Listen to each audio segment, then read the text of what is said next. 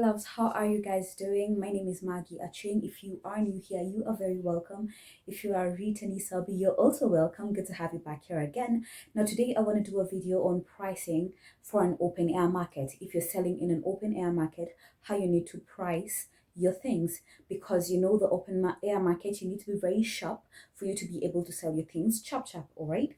Now if you haven't subscribed to the channel already, please click the subscribe button and turn on your post notification so that every time I upload a video you get a notification. Okay.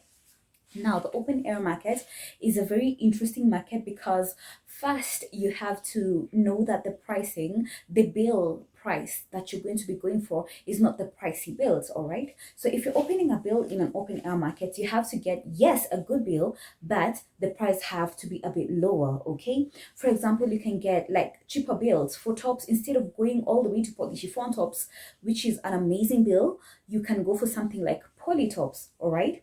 Why? Because of the price difference. Well, a poly silk blouse, you're going to get it for something around 24 Gs. A poly blouse, a poly top, you're going to get it for around 13, 14 Gs, all right?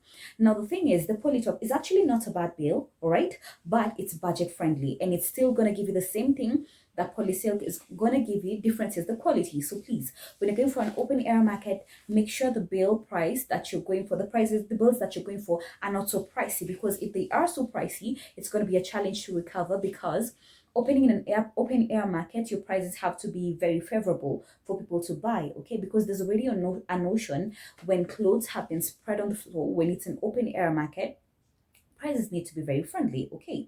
Now, for example, if you're opening like chiffon tops, okay, or the poly tops, if I may say that, in an open air market, make sure please, if you're opening in an open air market, open builds when it's end month.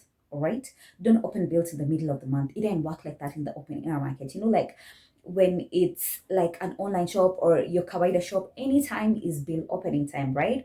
For an open air market, if you want to hit those sales, then it has to be end month. All right, so at the end of the month you're going to open your bill. Okay, now for example, a polytop, you open this particular weekend or the market day for that particular area that you live in.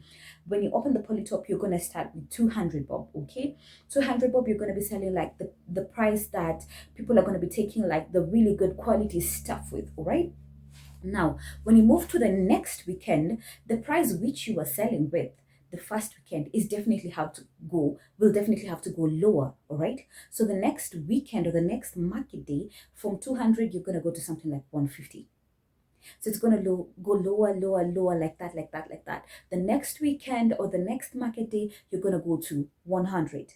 Then now the last weekend before the end month gets, or the third, however you're going to organize yourself, go to something like 50. Now when you're selling at the least price, this will be at the point where you've already recovered, you've gotten a capital, and all you're trying to do is clear your stock to pave way for new stock. All right, so when you're selling in an open air market, please note your prices have to go lower, lower, lower, lower, all right, for you to be able to execute those sales. Because this weekend someone is going to come to buy from you and you were selling at 200 bob, and they'll be like, oh, okay, let me get, this is nice, this is nice, this is nice.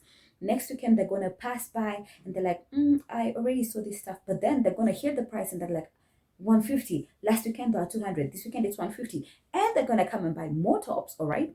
The other weekend it's gonna get better and better, okay? So make sure when you're in an open air market, you're very, very careful when it comes to pricing so that you are able to finish your stock completely, all right? Definitely, you're not going to finish like to the last piece. You're definitely going to have some pieces that remain, but make sure you clear a very, very huge amount of stock when you're in an open air market. Because you know, thing is, in an open air market, these clothes tend to really spoil faster, all right? They get dust, like sometimes they're rained on, sometimes it's the heat, that's the sun that's fading them out, so you don't need to have them for a longer period of time. So you know, in the open air market, you gotta do what you gotta do, all right? So try and make sure you clear these things fast enough, okay? Don't, if you're going to an open air market, imagine a channel now, don't do it. It's not for you. Open air market is not for the faint hearted, and it's for the people who are chap, all right? So please go there, price your things accordingly. When you start with a price that's fair but high, okay? This will help you recover your capital faster. As the weekend goes, keep going lower and lower and lower in your prices, and you're definitely gonna execute more sales when it comes to the open air market. Now next I'm going to be doing a video on pricing kids clothing, kids bills. You definitely don't want to miss that video, more so if you're doing kids business. Make sure you catch that video. So yes, thank you so much for watching up to this far. God bless you guys, and do take care of yourselves. I will see you on my next video, which is going to be on pricing kids clothing. Okay, because the pricing that I did earlier was for the video that I did on pricing before was for pricing builds like for adults or even for kids, but for one particular product, for example, just t-shirts only or dresses only. So I did on that. Now I'm going to be teaching you how to price kids clothing. So make sure, if you haven't subscribed to the channel already, what are you waiting for? Please subscribe so that you don't miss out on that video. So I will see you on my next video. God bless you guys, and yeah, do take care of yourselves. Mbarikiwe sana sana sana sana.